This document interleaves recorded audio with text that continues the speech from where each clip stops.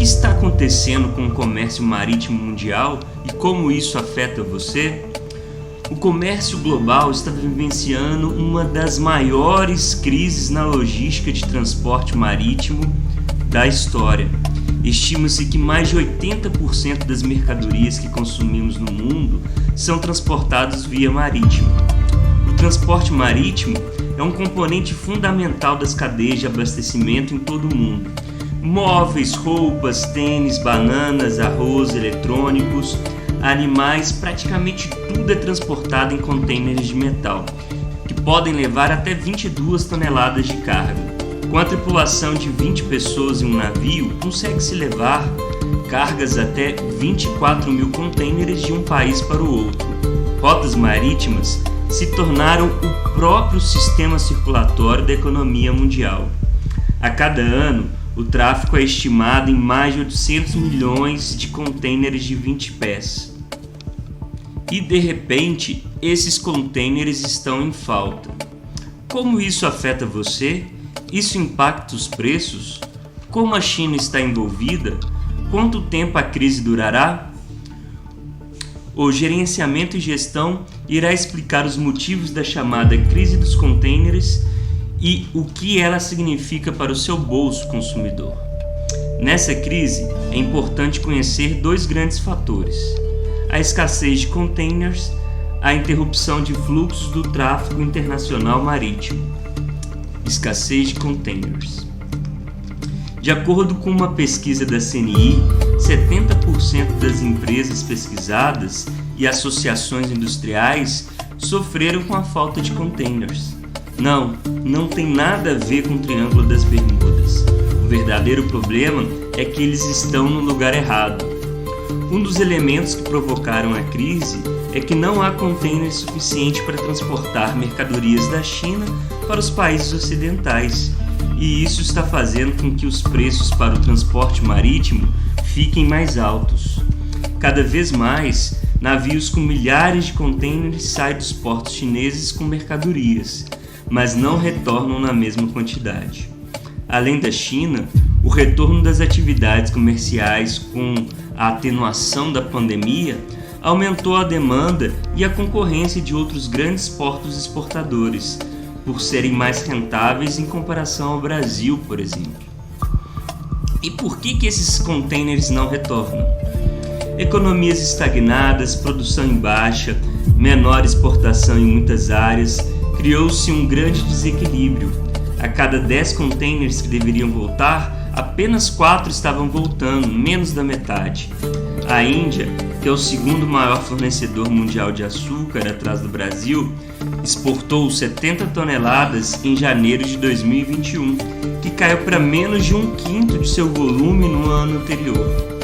Além do mais, devido ao arrefecimento nas compras e vendas no comércio internacional durante a pandemia, o setor de contêineres desacelerou a produção.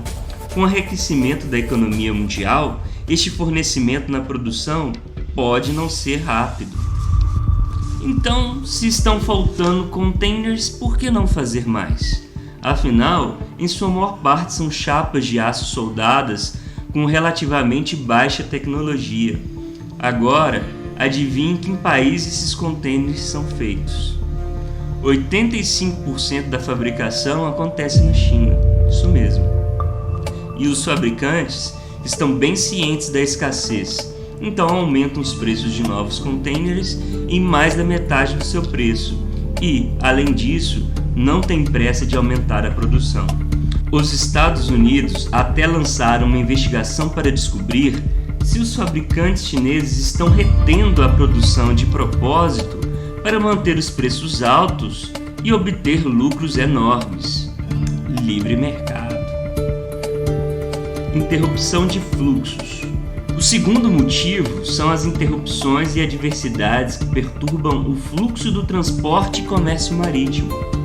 Devido à sazonalidade de tufões no Pacífico, os portos chineses têm cancelado algumas de suas operações.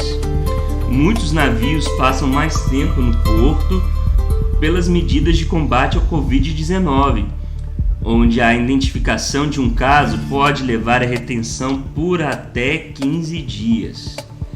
Esta restrição também ocorre quando há acidentes imprevistos no geral, como aquele que houve no Canal de Suez, no Egito. A China possui hoje 8 dos portos com maior atividade no mundo, dentre eles o de Xangai, Shenzhen, Hong Kong, Ningbo, Qingdao, Guangzhou, Tianjin. Essas restrições obrigaram a diminuição no ritmo de cargas e descargas que, por consequência, causaram congestionamento e aumento de filas nos portos. O porto de Xangai, por exemplo, aumentou seu tempo em 140% em relação ao da sua média histórica. Demoras, congestionamento e aumento de filas não ocorreram somente em portos chineses, mas nos principais portos do mundo, como o de Los Angeles, onde a fila de espera antes das cargas e descargas pode chegar a 8 dias. No Porto de Santos, o tempo chega até 12 dias. Quanto à estrutura, em alguns portos existem a sua falta, como por exemplo, plataformas que não são adaptadas para contêineres maiores de 40 pés, apenas para os de 20 pés. Com a disputa por portos mais atrativos, existem embarcações que não estão operando seu potencial máximo, saindo de um porto ao outro colhendo oportunidades, sem otimizar no uso máximo do espaço. Grandes empresas são capazes de resistir ao aumento nos preços de transporte, fretando seus próprios navios para escapar de gargalos das transportadoras tradicionais, contribuindo ainda mais para essas filas nos portos e a quantidade de navios em trânsito. Além disso, possuem contratos de médio e longo prazo, onde aumenta a previsibilidade quanto aos seus embarques. Ainda há o receio de um conflito entre aliados de Taiwan e Estados Unidos versus a China. Mas, ao que parece, não provocou ainda alterações concretas no transporte marítimo no Mar do Sul da China. Como isso afeta você? Preços. Com o aumento dos preços do transporte, os preços dos produtos também subiram. Nos últimos meses de 2020, o frete marítimo entre a China e os Estados Unidos subiu próximo de 5 vezes, algo em torno de $4.000 para 20 mil. O impacto foi ainda maior para os fretes entre a China e o norte da Europa, próximo a 7 vezes, de $2.000 para mais de $14.000. No Brasil e América Latina, o impacto foi um pouco menor nesse fator, de 2.000 para ambos os casos, para mais de 10.000 no Brasil e 7.000 para a América de língua espanhola. Muitas empresas, além de manter estoques reduzidos para evitar perdas durante a pandemia, já estudam uma mudança na estratégia de preços por causa da alta nos custos de importação. Muitas pequenas empresas foram à falência durante a crise, durante o ponto alto da pandemia, ou entraram em sérios problemas financeiros. E mais ainda, outras empresas podem se somar nesse novo cenário. Alguém vai ter que pagar por esses custos logísticos e possivelmente quem vai ficar com essa conta somos nós, os consumidores. Uma vez com a mercadoria no território nacional, a conta fica mais salgada com o aumento da gasolina e o diesel. Mas isso é um assunto para um outro vídeo. Com o Natal chegando, é possível que o preço continue aumentando, assim como os questionamentos que já existem sobre a dependência de produtos que vêm da China e a queda da indústria nacional. Vimos que uma grande crise no comércio marítimo pode levar a rupturas de linhas de abastecimento, ao aumento de preços de mercadorias e potencialmente até um colapso econômico. Os preços das operações de transporte dispararam e os custos serão pagos pelo cliente final, como sempre. Quais serão os produtos mais afetados?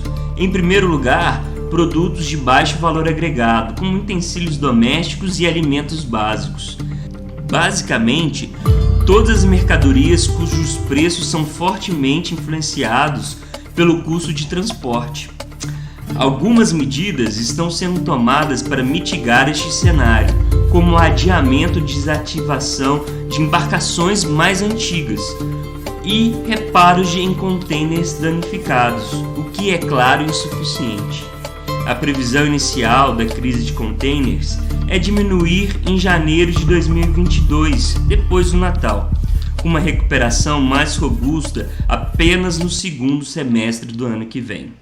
E você, já está sentindo os efeitos da crise? Comente aqui e se gostou, apoie o canal curtindo e compartilhando.